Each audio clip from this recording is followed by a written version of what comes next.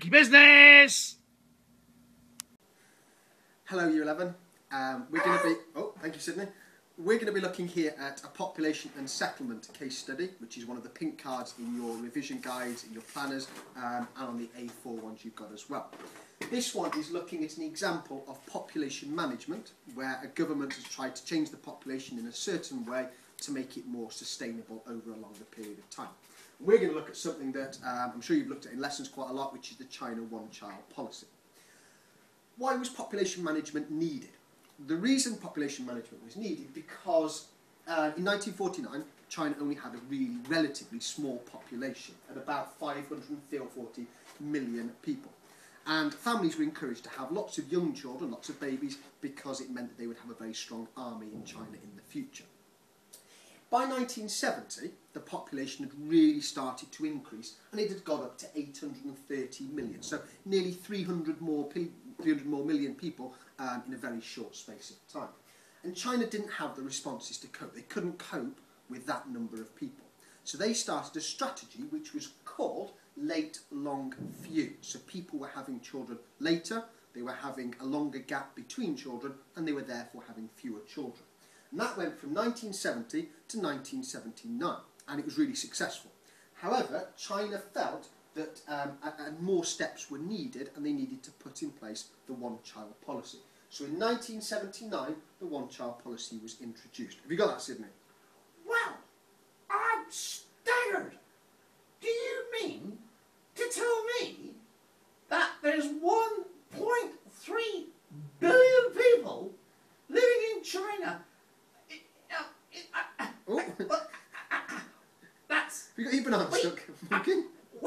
We've got probably 70 million in UK. About that, Sydney, yeah. And they've got 1,300,000,000. That's a lot, Sydney, isn't it? Yeah, well done. Keep up, Sydney. So, 1979, the one-child policy was introduced. What have the effects been? Despite the fact that a lot of people resent and don't like the one-child policy, it has been very successful in preventing babies being born. It's prevented about 400 million births, and it slowed China's population growth down by about 3 years. Fertility rate, so the number of babies born to childbearing women, went from 2.9 in 1979 to 1.8 in 2009. Which is a really important bit of case study specific detail, which I suppose would come under the resourcefulness. Thank you, Sydney. Careful your neck. Some people would argue against the one-child policy, and they'd say it's not fair, it goes against their human rights. What would you say, Sydney? Well, in this It's a terrible cough you've got, Sydney.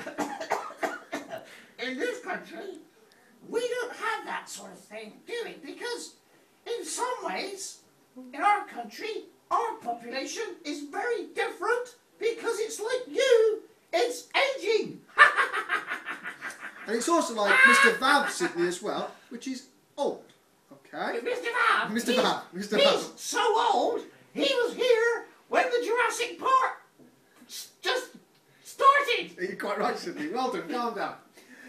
More recently, the one-child policy has changed a little bit, and some families in rural areas are allowed a second child.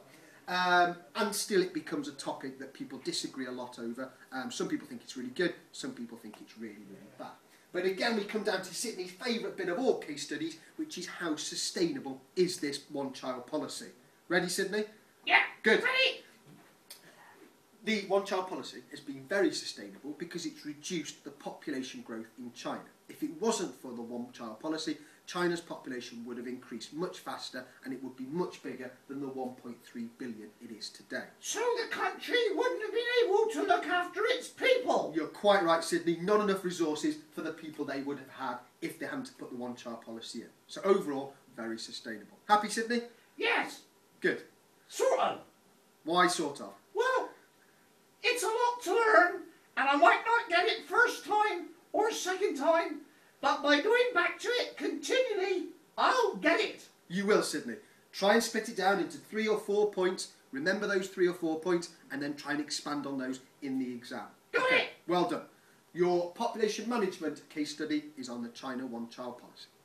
In reference to a case study you have looked at, explain how country has managed its population and how sustainable those management strategies